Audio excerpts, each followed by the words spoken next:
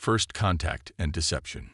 The quantum detection array at Europa Station picked up the signal on a quiet Thursday morning. Dr. Sarah Chen stood frozen at her console, double-checking the readings that showed something massive dropping out of faster-than-light travel just beyond Mars' orbit.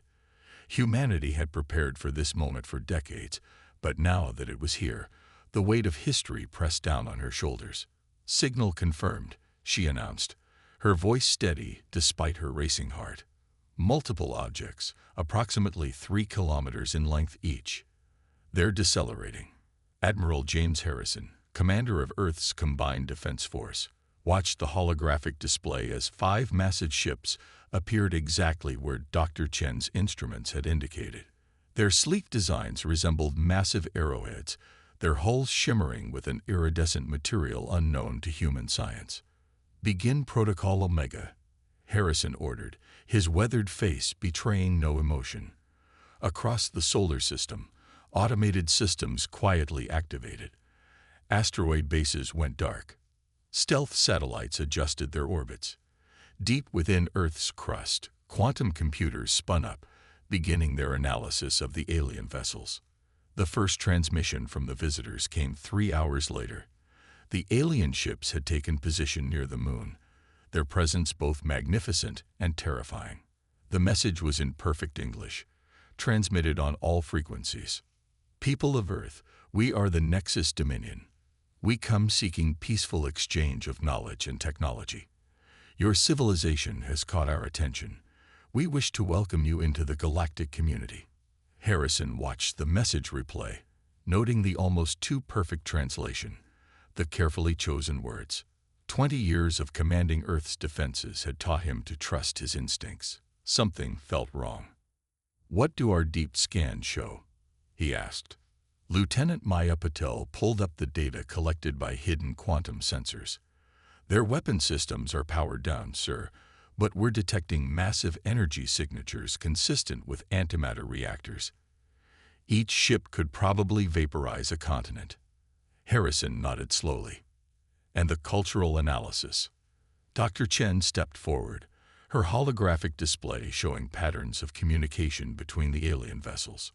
"Their language is too perfect. Our eye suggests they've been studying us for years, possibly decades. The translation isn't just good, it's specifically calibrated to be reassuring, using speech patterns that humans find trustworthy." Over the next week, the Nexus Dominion played their role perfectly. They shared impressive but carefully limited technology. Their ambassadors were unfailingly polite, their promises of cultural exchange and peaceful cooperation exactly what humanity hoped to hear. But Harrison had ordered the deepest level of surveillance possible, and the truth began to emerge. Deep space probes detected more Dominion ships waiting at the edge of the solar system. Quantum intercepts revealed coded transmissions about asset acquisition and resource extraction. Most damning of all, the AI analysis showed that everything the Dominion shared was designed to create technological dependencies. "They're following a pattern," Dr. Chen explained during an emergency council meeting. "Historical data shows they've done this before. They appear peaceful, share addictive technology, then gradually take control of societies that become dependent on their gifts." Harrison's response was immediate. "Activate the Prometheus Protocol. All units to combat stations. Let's show them why we spent 50 years preparing for this moment." The Dominion's mask slipped the moment Earth's government politely declined their offers of further technology sharing. Their ambassador's face hardened, the careful veneer of friendship vanishing. "You don't understand," the alien said, its translator now carrying subtle threats. "The Dominion cannot be refused. Accept our guidance or face the consequences." Harrison allowed himself a small smile. "Oh, we understand perfectly. We've understood since you arrived. Your translation was too perfect, your technology too conveniently shared. You've done this before, haven't you? Found primitive species, pretended to be friendly, then slowly taken control." The ambassador's expression shifted to one of genuine surprise. "You knew." "We've been preparing for first contact for generations," Harrison replied. Did you really think we wouldn't notice the signs? That we wouldn't look deeper than your friendly facade? Then you know resistance is futile, the ambassador said. Our ships are impressive, Harrison interrupted, but you might want to count them again. On cue, hundreds of stealth platforms deactivated their cloaking fields around the Dominion vessels. Rail guns powered up. Nuclear-pumped X-ray lasers painted targets. We've spent our entire history fighting ourselves, Harrison continued. Did you really think we wouldn't be ready for someone else? This is your only warning. Leave our solar system. We've had decades to prepare for this moment. Every asteroid, every moon, every seemingly empty piece of space is watching you. We know what you are, what you've done to other species. Leave now, or find out exactly how humanity deals with threats. The ambassador's face showed fear for the first time. You're bluffing. Your species barely has spaceflight. Harrison's smile widened. Why don't you scan those primitive defense platforms again? Really look at their power signatures this time. We've been practicing for this dance for a very long time. As alarms blared on the Dominion ships, detecting weapons that shouldn't exist pointed at them from every direction, Harrison delivered his final warning. We told you to run. Remember that in the days to come, the real war was about to begin, and humanity was more than ready. The art of adaptation. The Dominion's response came at dawn. Their ships unleashed a barrage of plasma weapons that lit up Earth's sky like artificial auroras. Admiral Harrison watched from the CDF command center as the attacks struck seemingly undefended human colonies on Mars and Luna. Damage report, he ordered, his voice calm despite the spectacular display. Lieutenant Patel's fingers danced across her holographic interface. 0 casualties, her. Their targeting data was exactly what we fed them. They're hitting empty holographic projections and abandoned mining sites. Dr. Chen's lips curved into a satisfied smile as she monitored the quantum sensor network. They still think we build our infrastructure on the surface, just like they do. Should we show them where we really live? Harrison nodded. Execute Operation Groundhog. Across Mars and Luna, the surface suddenly came alive. What appeared to be solid rock split apart, revealing vast underground complexes. Railgun batteries emerged from hidden silos. Their simple yet devastating technology, a stark contrast to the Dominion's energy weapons. Primitive species indeed, Harrison muttered as the first salvo launched. Tungsten rods accelerated to near-relativistic speeds, streaked across space. The Dominion's energy shields, designed to stop plasma and laser weapons, proved tragically ineffective against simple kinetic projectiles moving at appreciable fractions of light speed. The first Dominion ship didn't explode so much as shatter, its advanced hull splintering under forces it was never designed to withstand. The others immediately began evasive maneuvers, but humanity had learned the art of space warfare through decades of theoretical preparation. Launch the swarm, Harrison commanded. From bases hidden in the asteroid belt, thousands of autonomous drones activated. Each was barely larger than a coffee table, powered by miniaturized fusion reactors.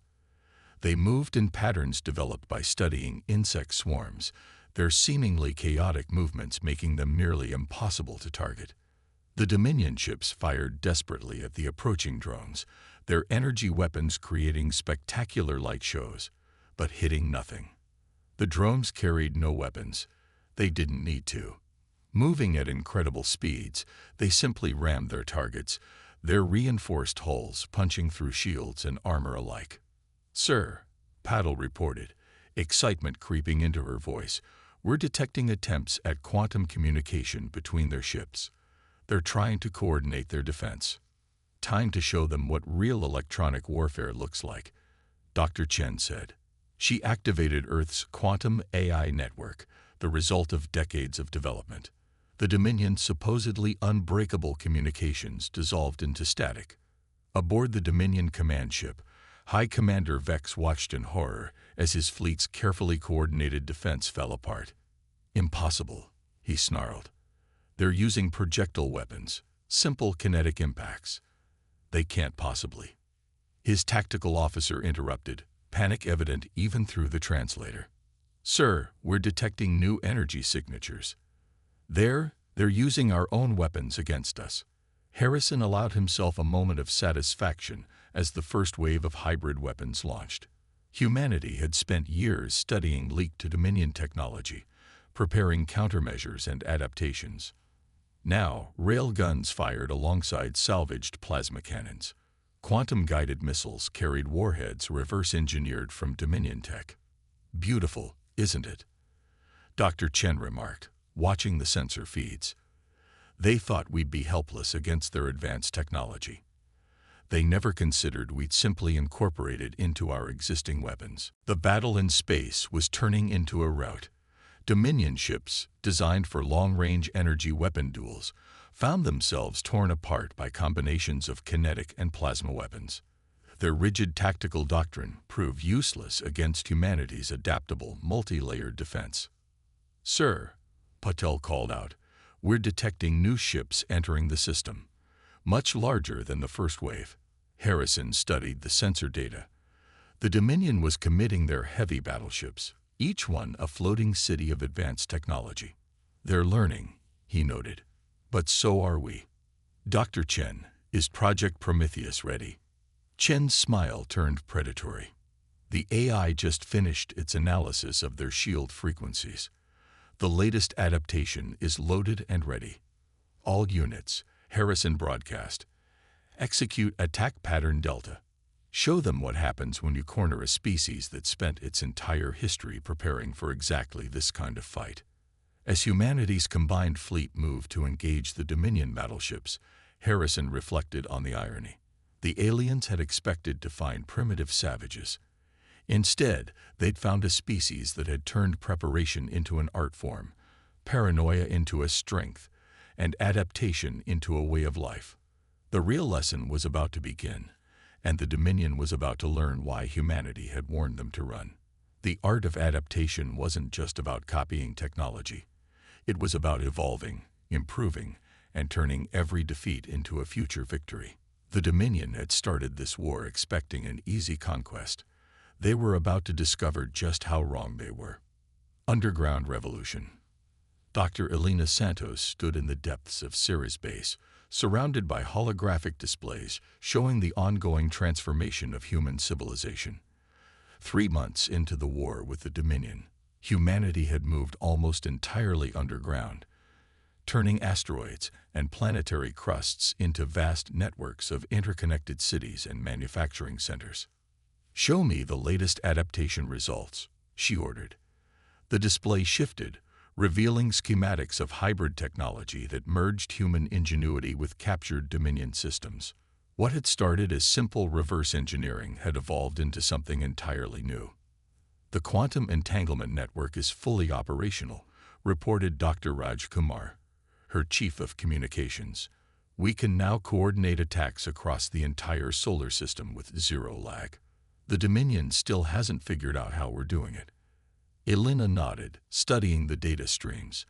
The Dominion's attempts to isolate and destroy human resistance had backfired spectacularly. Being forced underground had only accelerated humanity's technological evolution. In the command center of the Dominion's flagship, High Commander Vex received another devastating report. 3 more supply convoys destroyed. His tactical officer announced. We still can't detect their stealth ships until they're right on top of us. How? Vex demanded. How are they hiding entire attack fleets? Their technology was primitive when we arrived. The answer lay in humanity's greatest strength, their ability to think differently. While the Dominion looked for energy signatures and radiation emissions, human ships ran cold, using inertial systems and mimicking the heat signatures of ordinary space debris. Back on Ceres, Elena reviewed the latest psychological warfare data. The Dominion's rigid hierarchy was showing cracks. Their warriors, bred for generations to value strength above all else, were beginning to respect their human opponents. They expected us to break under pressure, Elena told her team. Instead, we're turning their own psychology against them. Every defeat makes them question their superiority. Every adaptation shows them we're not the primitives they thought we were. The displays showed another successful operation. Human infiltration units, their bodies enhanced with reverse-engineered Dominion tech, had penetrated another enemy supply base. But instead of destroying it, they'd left behind data packets, evidence of Dominion leadership lying to their own people about the war's progress. The revolution isn't just technological, Elena explained to visiting Admiral Harrison. We're changing how they think about us, about themselves. Their entire society is based on technological superiority. What happens when a primitive species proves more adaptable? The answer was already becoming clear. Across the Dominion fleet, warriors were beginning to question orders. The carefully maintained image of invincibility was cracking. Some had even begun secretly communicating with their human opponents, drawn to their combination of technological skill and warrior spirit.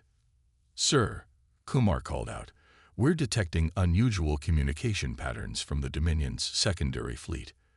They're using our quantum channels." Elena's eyes widened as she read the decoded messages. "They're asking for asylum. Entire ship crews want to defect." Harrison studied the data carefully. "Can we trust them?" "The quantum analysis confirms their sincerity," Elena replied. "They're warriors, Admiral. They respect strength, adaptation, the ability to overcome challenges. We've shown them all of that." The revolution was spreading faster than anyone had expected. Human technology, constantly evolving and adapting, had proved more advanced in many ways than the Dominion's stagnant systems, but it was humanity's mindset that truly set them apart. In her private lab, Elena examined their latest breakthrough. Dominion shield technology, merged with human phase shift systems, created something entirely new, defenses that could adapt in real time to any attack. It was just one example of how humanity had taken the Dominion's superior technology and improved it through innovation and lateral thinking. They never understood what they were really facing, she mused, watching simulations of the new defense systems. They thought technology alone made them superior. They forgot that true advancement comes from the mind, from the will to adapt and overcome. As more Dominion ships began broadcasting surrender signals, Elena reflected on the irony. The Dominion had arrived expecting to find simple primitives ready for conquest. Instead, they'd found a species that had turned their greatest weakness, their lack of advanced technology, into their greatest strength. The underground revolution wasn't fought with just weapons and ships. It was fought with ideas, with innovation, with the uniquely human ability to take something, understand it, improve it, and make it their own. The Dominion had started this war thinking they were the teachers. They were about to learn who the real masters of adaptation were. Breaking the chain. Captain Maya Rodriguez stood at the helm of the HSS Odyssey, watching as her stealth fleet moved through the darkness between Jupiter's moons. 6 months into the war, humanity had learned to turn the vast spaces of their solar system into a weapon. The Dominion's mighty warships found themselves fighting an enemy that seemed to materialize from nowhere, strike with devastating precision, and vanish again. "Multiple contacts," her sensor officer reported. "Dominion supply fleet, just where intelligence said they'd be." Maya smiled grimly. The quantum AI network had broken another layer of Dominion encryption, revealing their supposedly secret supply routes. But this mission wasn't about destroying supplies. It was about something far more important. "Begin Operation Kingbreaker," she ordered. "All ships, commence Phase 1. The human fleet moved with practiced precision, their hybrid drives combining Dominion power systems with human stealth technology. They didn't target the supply ships directly. Instead, precise strikes disabled their communication arrays, cutting them off from the main fleet. In the Cirrus Command Center, Dr. Elena Santos monitored the operation through quantum-entangled sensors. Phase 1 complete, she reported to Admiral Harrison. Moving to Phase 2. The real target wasn't the supplies or even the ships themselves. It was information. Human boarding teams, Their suits, enhanced with reverse-engineered Dominion tech, breached the isolated vessels. Instead of destroying them, they began extracting data cores. "The chain is breaking," Elena announced as the first data streams arrived. "Just as we suspected." The Dominion's entire command structure relies on quantum-linked authentication. Every order, every command has to be verified through their central network. Harrison studied the decoded information with intense interest. "Their greatest strength is their greatest weakness," Elena finished. "They're so worried about unauthorized commands that they've made their entire military dependent on continuous authentication. Break that chain, and their whole command structure falls apart," Harrison concluded. "Beautiful." Maya watched from the Odyssey as her teams completed their mission. The Dominion had built their entire civilization on rigid control and hierarchy. They never imagined someone would turn that strength into a vulnerability. "All teams report success," her tactical officer announced. "We have their complete command protocols." But the humans weren't interested in simply using the captured codes. That would have been too obvious, too easily countered. Instead, they had something far more subtle in mind. Elena's team worked through the night, using quantum computers to analyze the Dominion's command structure. They didn't want to fake orders. They wanted to understand how the entire system worked, to find its fundamental flaws. "Look at this," she told Harrison, pointing to a complex diagram. "Their authentication system is perfect, unbreakable, but the underlying psychology is the weakness. Their entire military is conditioned to never question authenticated orders." The plan that emerged was elegantly simple. Instead of trying to break the Dominion's encryption, humanity would use it exactly as designed. They would issue orders that were perfectly valid, completely authenticated, but subtly destructive to the Dominion's war effort. "Redirect a ship here, delay a resupply there," Elena explained. Nothing obvious enough to raise alarms, but enough to create chaos in their logistics. Death by 1,000 cuts. The effects became apparent within weeks. Dominion fleets found themselves out of position. Supply lines became tangled. Strategic reserves were depleted by seemingly routine redeployments. And through it all, their command protocols showed everything was operating normally. High Commander Vex stared at reports of another failed offensive, unable to understand how his perfect strategy had unraveled. "How are they doing this?" he demanded. "Every order checks out, every command is authenticated, but nothing works." The answer, of course, was that he was fighting an enemy that didn't think like the Dominion. Humans had spent their history learning to exploit systems, find weaknesses, and turn strengths against themselves.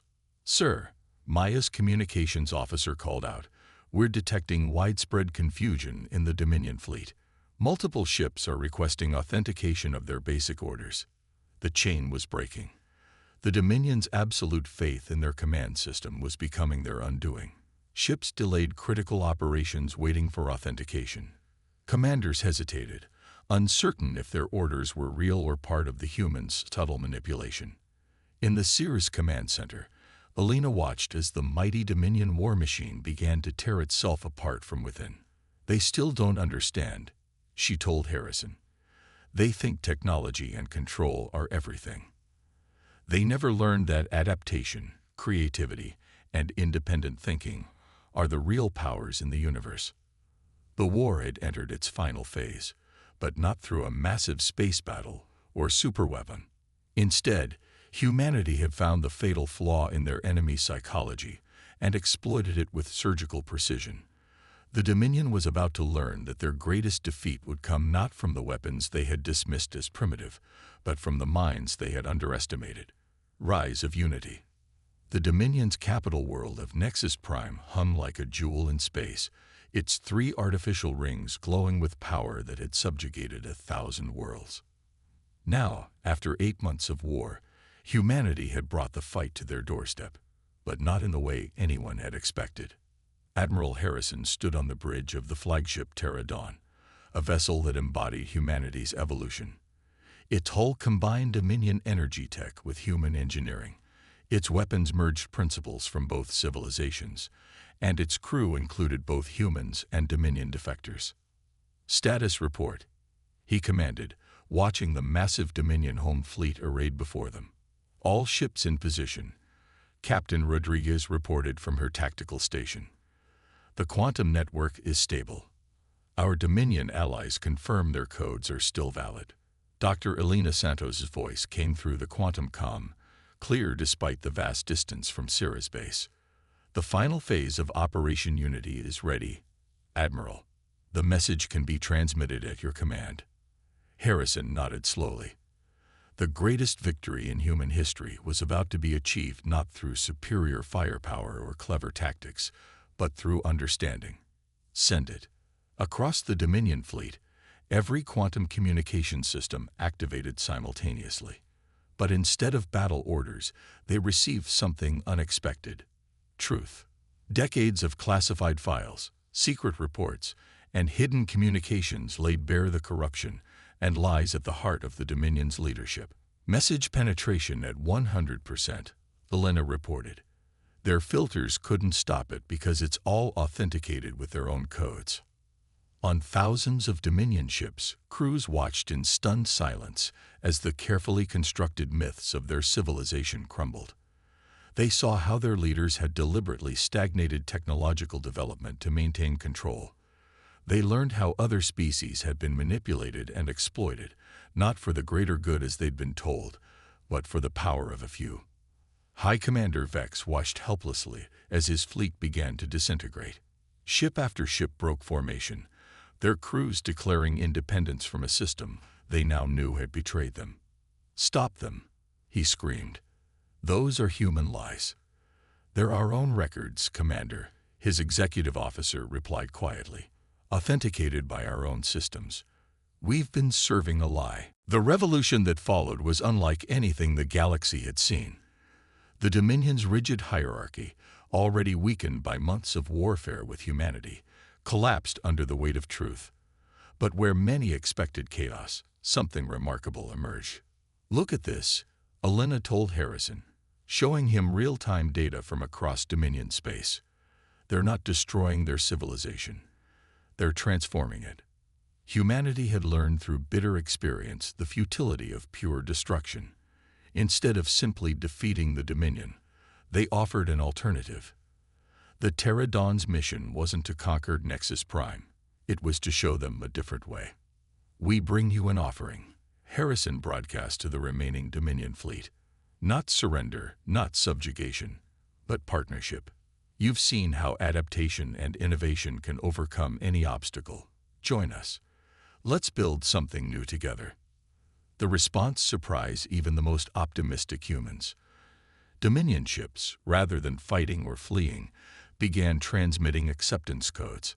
Their warriors, bred to respect strength, had found something more powerful than mere military might. They had found hope for evolution and growth. In the months that followed, the galaxy witnessed an unprecedented transformation. Human ingenuity and adaptability merged with Dominion technology and organization. The rigid hierarchy that had stifled innovation was replaced by a system that encouraged growth and change.